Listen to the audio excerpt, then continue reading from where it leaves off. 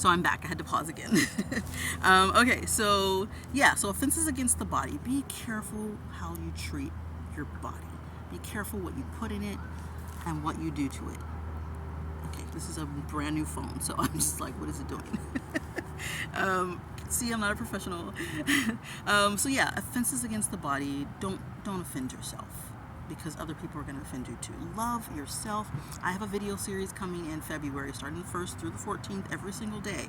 I'm going to teach you about some self-love tips that you can use to take care of yourself, so that when the 14th comes, you're not looking for some guy or girl to take you out and wine and dine you. You're looking in the mirror and you're seeing you. You're loving you. Okay, first, very important. You have to love you. Let's talk about body shaming. So some people look at bodies and they say, well, she's too fat, she's got love handles, or her boobs are not perky enough, or she doesn't have big enough boobs, or her face isn't thin enough, or she's not wearing enough makeup. I don't like her clothing. You need to look good when you're with me, girl. You need to dress like this, you need to wear that, you need to say this, you need to look this part. Who the hell are you? Where did you come from? You're not Superman. I wouldn't do that for Superman either. But you know what I mean. If a guy tells you that, females, run in the other direction, because he's all about himself. He's all about superficialities. You have to look this way, you have to talk this way, you have to walk this way, you got to wear this, and you have to go here and hang out with these people, you have to know this person, you have to have this many comments, this many likes, and you got to have all these comments, and then you can be with me. Run very fast. Wrong guy. So people who talk about the body and shame you and tell you you're not thick enough because if you're really thin, don't listen to them. You need to love you for you. I guarantee you there's somebody out there who's going to accept your body the way that it is. If you accept you and you put that vibe out there, somebody is going to accept you too. Don't force people to want you. Don't try to steal somebody away because he loves somebody else and this is what we're supposed to do together. He's mine. It's stupid. It's dumb. It's boring. It's immature. If you're a teenager, I'm talking to adults right now, but if you are a teenager and this happens to you, you are still developing. You are still at a stage where you are learning who you are and learning about yourself, and that means you're not ready for sex because you're not even that comfortable with your body yet. It's still developing. So why are you having sex? You don't even know what the hell you're doing. You don't know what it's for. You don't know what this is going to happen, what's going to happen here, and you got all these emotions, and you're attached to somebody, and it's just you gotta wait. And then let's talk about money and stuff and cars, external care and internal care. So we happen to focus more on money. We take care of our money. We take care of our bank accounts. We got our credit cards stuck in our little wallets, ready to flip them out and tap it or put it in the machine. We got stuff. We've got our. You gotta have your cell phone or a backup. You gotta have the tablet, and you gotta have a laptop. You gotta have all of that stuff, and you gotta take very good care of it. So wipe it down, okay? And make sure you have your screen protector, right? And make sure you have your perfect case, and you got the little ring on the back so that you have the stand, and just make sure that it is just bomb. So when you take it out and you're with your buddies, and they're like, "Girl, whoa, you got a nice phone like that." And you're just showing it off, and they're showing off their phone. You're like, yeah. My phone, swiping stuff, and it's looking good, and you cleaning it, and this is perfect, right? And then you got your cars, and you're taking care of your car. You got a cover if it rains, if birds are, you live where a tree is, you park where a tree is, and you got a car cover, and there's poop coming down. It's not going to hit the car. You're taking care of your car. It's got its maintenance every 6 months or 1,000 miles, whatever it is that we do with our cars. We take them to a body shop, and we go to the most expensive car wash, or not, but we make sure the car is washed and it's clean. Okay, we take care of that, and then we take care of our external appearance. So we're looking in the mirror, and we're putting our makeup on, it's taking our precious time, and it's like an hour later. Nope, I still need some more. And it's like, who are you, right? You take it off, you don't even know what do you look like. You look crazy. You look old, and you look tired, and you look run down, because that you just tore up your face with too much makeup, too much stuff there.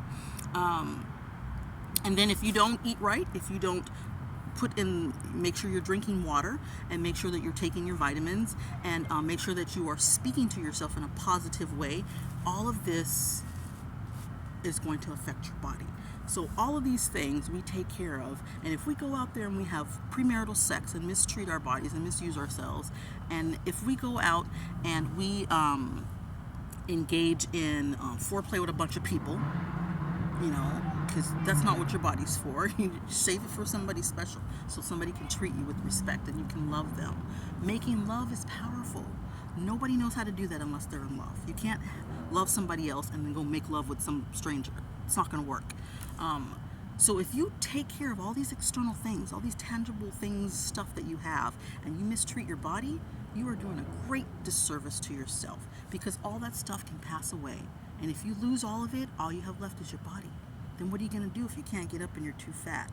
If your muscles are atrophied, if you are so tired because you've had sex with 10 people, you've had a threesome with 4 people. Threesome with 4 people, that doesn't make sense. Threesome, it's just disgusting. You've got other people's bodies and it's just gross. So we have to be careful. Stop being offensive to your temple, your beautiful temple that God designed just for you. Take care of it. If you take care of all this other external tangible stuff, take care of the thing that has to hold all the stuff and keep the stuff going. That should come first. Superficialities, again, I talked about external appearances. We think we need to be with somebody because they're a celebrity. Who cares? Celebrities are just like everybody else. The only difference between me and a celebrity, or some stranger and a celebrity, is that person's not on TV and that person is. That person may have a lot of money, they have all this fame, but when they close their doors, they're still eating bread, they still have a TV, they have a bed to sleep in, they have a cell phone to call people and text people. They got money issues, even if they have a ton of money. They're probably greedy. They've got family issues, they've got body issues, they've got self-esteem issues and confidence issues. And this is universal. So there's really no difference between a celebrity and a regular person. So if you seek somebody who's a celebrity or famous because you think you need attention and you want to be with that person, and this is perfect for me, the person's probably going to mistreat you because they're probably too busy, probably don't have time for you, and they're probably, doing the same thing with a bunch of other people. So good luck landing a celebrity. Think about yourself first. You be your own celebrity so that you feel good about you instead of having to stand by somebody to make you feel good, because they might not take you anywhere. They might treat you like a body and put you in the bed or a room and say, stay there until I come and hook up with you or hang out with you. And then you're nobody to them. This is the next person to come in. You're just a body. Males can treat females that way. So remember that, okay, ladies? Males too, that happens to males. I talked about modesty. And I talked about ownership. So we don't own anybody's body but our own. You can't go tell somebody, go get a boob job. Here's some money to get it so that I want to be with you. What? If some guy told me that, I would say, you know what? Shove it where the sun doesn't shine. Because this is my body. And if you can't love what you see, then you don't get to touch it. Simple as that. That's how I see it. So, love you. And I talked about satanic worship. So that means if you're doing things that are, black magic, mind control, you're messing with people's bodies, you're trying to do this stupid astral projection crap that people want to do. And I'm going to go here, I'm going to go there. If you have the spiritual ability to do it and you're doing it to help somebody, beautiful. Go for it. Do it. But don't do it to just experiment and hurt somebody and use somebody and violate somebody's privacy. Mind control, when you use dream infiltrations with black magic, you are violating somebody's dreams. You're violating somebody's body. If you get in their dream and you mess with them in a sexual way, or you mess with their head and pretend that they're doing something and something bad happens to them, that is a violation. I think this stuff should be illegal. I talked to God about it. I think there are spiritual crimes that should be illegal. You got to be careful with that stuff, because Satan gets in your head and then he's going to tell you, go shoot all the black people, hate on the black people, hate on the white people, hate on the Mexicans. Use these people, use that person. They're not worth it. They're better than you. You don't like them. And then you become racist. And then you start looking at them like, I don't have that. I can't do that. I don't like you. And it's dumb. It's stupid. All because we have these foolish ideas about what people are and what they're supposed to be and what we can't do like they do. And a lot of this has to do with the body. The booty shaking, butt clapping thing that a lot of black females do. The white girls get jealous of it. The Mexican girls get jealous of it. So if they see a black girl walk in the room and they're sitting at a dinner table with their boyfriend or husband, they're going to give you a dirty look. Why? He's talking to you. What are you mad at me for? Every black woman does not do the booty shaking and the butt clapping thing or the pole dancing. That's for strippers. Why would you have a pole in your room? You look like a stripper. You can go to a strip bar and get that. You don't need to do that for a guy. It's just foolishness how men have used women and made them look so whorish and slutty because they have these low self-esteem and they know they're so easy. Then they won't pursue you. And if a guy doesn't pursue you, then ladies, to be perfectly honest with you, I don't think he's much of a man. And if a guy tries to force you to have sex, he's not much of a man. The true measure of a man is in his self-control and how he treats a female. That is the true measure of a man. So if he respects you, if he doesn't try to get you in his bed right away, if he doesn't try to, force anything on you or use you or mess with your family or your children, if he doesn't do that to you and he respects what you have and who you are, then he is the true measure of a man. He's a man. He's a male. That's somebody, it's a force to be reckoned with, somebody that you might want to align with. So you need to think about these things. You want to be treated with love and respect. And that's the most important thing. If you want to be happy. Otherwise, you're not going to be. You're, satanic worship, again, with the black magic. Let the stuff go. Nobody needs that. If you're going to use mind control, this is huge. If you're able to get into somebody's mind and tell them, do this, do that, and go here, think about it. You can also tell them to do this, do that, and go here, and it's positive. Go over there and help that old lady. She needs help. There's nobody around. And if you have to get in somebody's evil mind and say, don't hurt those kids, don't touch those kids, don't do it, walk away, leave them alone, that's mind control. That's powerful. You can use your mind for that too. You don't have to be dirty about it and use people and make them do stuff for you, have them listen to you. I know somebody who probably doesn't want anything to do with me because I won't listen to his mind control. I know how to block it. He doesn't like that. So he doesn't talk to me. He doesn't have anything to do with me. And you know what? I don't give a damn because you're not much of a man if you don't. If you think you need to tell me or force me to listen to you because you're so insecure and because you're intimidated by me or jealous of something about me, it's foolishness. That's not a man to me.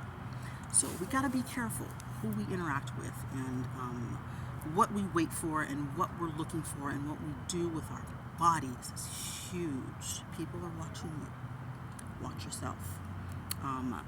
And lastly, let's talk about intimacy and sex because they are two different things. So when you are intimate with somebody, intimacy comes from connection and closeness. And that means you do not start your relationship out in a sexual, physical way. That means your relationship should be based on a foundation of friendship. You get to know each other. You have fun together. You communicate. You get to know who this person is, what their likes and dislikes are. Not like, I got to use your body. I got to do this with you. We got to go here. I'm not going to take you out. If a guy doesn't take you out, red flag. That means he's not into you. He's not going to want to keep you around unless he calls you and you're a booty call. Those are just booty calls. You're not his girlfriend. And if he pretends and tells you you're my girlfriend and he never takes you on a date or shows you off to his family or the world, he's not into you. He's using you, ladies. So you got to wake up there. Be careful with that because men are very manipulative when it comes to the female body. They'll find a way to use you. They'll find a way to get in your head and manipulate you as well. So again, intimacy and sex are different. Getting to know somebody, spending time with them without having sex with them, that builds intimacy. And that intimacy turns into physical pleasure later when you get married. So when you have the intimacy first, you'll have the intimacy later. You'll be able to talk about anything. You're less likely to go to Linda at work and have an emotional relationship with her because you can't talk to your wife about it. You just had an argument. You got to be able to talk to them. So if you're friends first, then you're more likely to say, hey, I'm going to talk to my wife. She's my friend. She's my best friend. You know what? We're going to talk about this. We're going to have a conversation about the hard things and the painful things. And I made a mistake. I want to apologize. She made a mistake. She needs to apologize. You have to have that intimacy first so that you can have the good sex later because the intimacy builds that sexual relationship and it makes it powerful. So you don't want to go out and experiment with anybody else. So remember that, ladies and males. And be safe with your body. You know, other things that we do to our bodies, like tattooing, writing on them, this is torture to your body. This is a negative thing. Wouldn't mind doing a henna. You know, hennas are fine, or a fake tattoo. But if somebody takes a needle with ink and digs in your skin and puts an image on there so that you can express yourself, you are violating your own temple. That's how I see it. Even the Bible talks about that as well.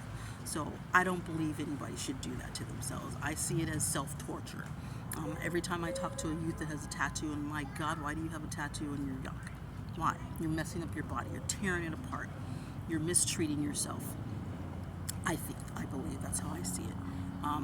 So I don't think that it is a positive thing, and I think you're abusing yourself if you do such a thing. So I don't mean to seem like I'm perfect, and that doesn't mean I'll never get a tattoo. Maybe one day I'll just get my man's name right here, you know. Maybe I will, who knows? But the way I see it, when you do something like that to yourself, you're harming yourself. When you cut yourself, you're harming yourself. And these are all emotional things. There are other ways to deal with emotions. And a lot of these people, when they get older, I want this tattoo removed. And you get it removed. Why? Because you don't want it anymore.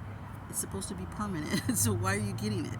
So you got to think about stuff. Think about consequences and things that are going to happen after you use your body, after you do this to your body, after you let this person do something to your body. Think about how you're going to feel afterwards. What's going to happen afterwards? And a lot of people get so caught up in the moment and the pleasure, even pain, that they ignore it. That's an addiction if you're addicted to pain. So be safe with yourself, how you touch yourself and how you allow others to touch you.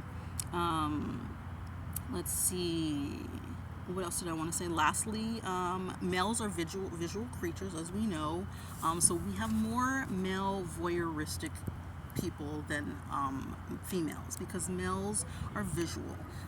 When they see something, and this is because of the blood that flows to the penis, because when he sees the female body, he gets aroused. He needs to get aroused, so he's ready to penetrate and to perform and possibly make a baby. So that's powerful. So males have to be careful what they watch, what they see, where they go, who they're looking at, and what they tell women to wear, or who they hang out with wearing it, because they're going to be aroused. If you hang out with somebody who's looking all slutty and sexy, you're probably going to get aroused by her, and you might end up having sex with her, and your wife is at home taking care of your new baby. That's wrong. You don't need to do that. So be careful who you hang out with, and be careful, males, what you watch. Porn is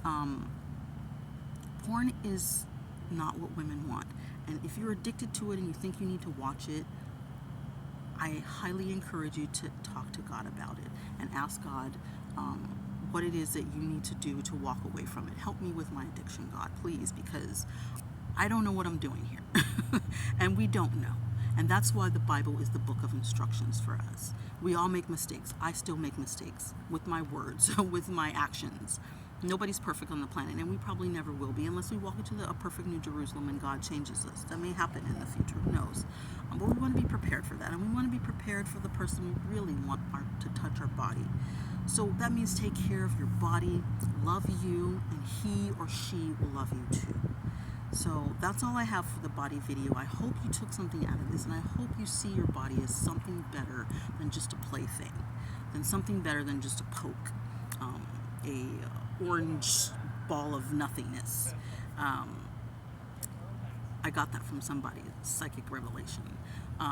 So just be careful with what you do with your body and how you treat it and how you present yourself, because that's the only body you get. It is your temple. Take care of your temple so that other people who come near you will take care of it too and treat you with respect. Okay? That's all I have for you, lovely people. Thank you so much for listening, and share this with somebody. And I will also be posting some piggybacks on Tumblr about the things that I said on this video, and I'll also have some other tips and tools for you. And then this will probably be on my Pinterest, for my video Pinterest board.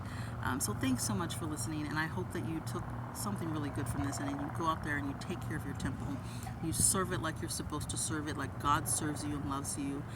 God gave up his body, or Jesus, yeah, as Jesus gave up his body on the cross and took on a lot of pain on his body for the sake of mankind. So that means we don't need to take pain on our body. Jesus did it for us already, for love. So let go of the pain and the suffering and the mistreatment and the abuse and allowing people to do stuff to you and thinking this is the only way you can get pleasure. It's not. We are designed intricately in our brains and our spirits to receive pleasure, to feel pleasure. It's already there. So you don't need anything more. No excess, no extras. Don't do it. Okay? Thanks so much for listening.